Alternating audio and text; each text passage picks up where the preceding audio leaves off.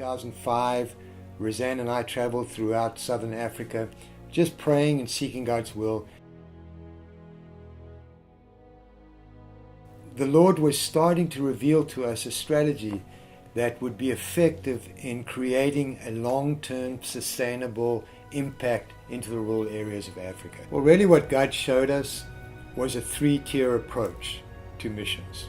Tier one was what we call the live school program, where we train church pastors, church elders, Christian businessmen, and to have a heart for rural missions. Right now, the church in the urban areas is not engaged in rural outreaches or evangelism. The gospel will never go forth into the rural areas effectively in a sustainable way unless the African church is engaged. It's about an 18-month program. Right now we're running about 10 schools in 4 different countries, and we are hoping that out of the school will be created a desire to touch the rural areas with the Father's love and with practical support.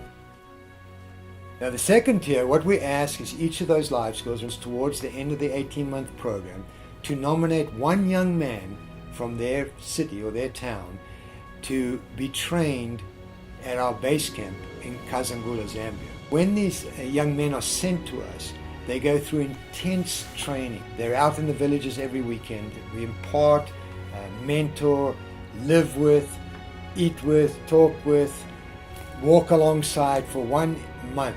We take a total of 14 young men a year and send them back to the town or area that they came from, and that their role is now to go out and to do the work of the ministry in the rural area. The areas that there is no Christian witness at the moment.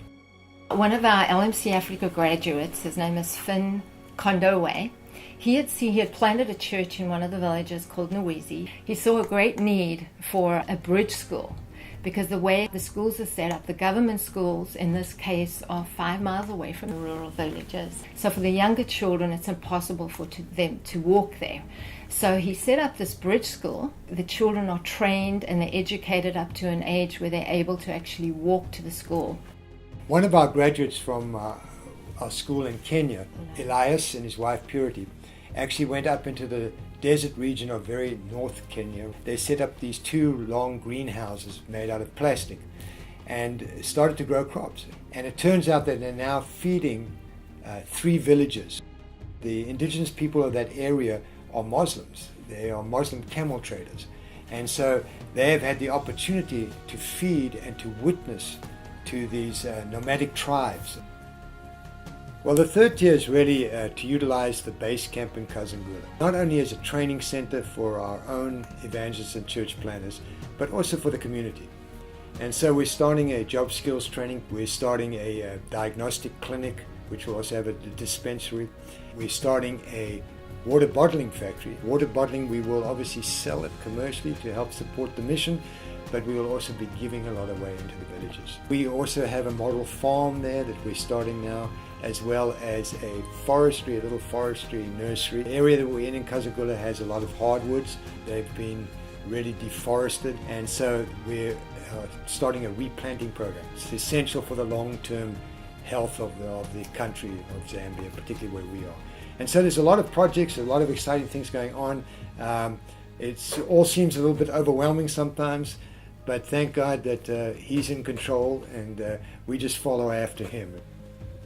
The most exciting part about being there is to see the people. There's orphan children all over. There's incredible poverty, and people are not encouraged.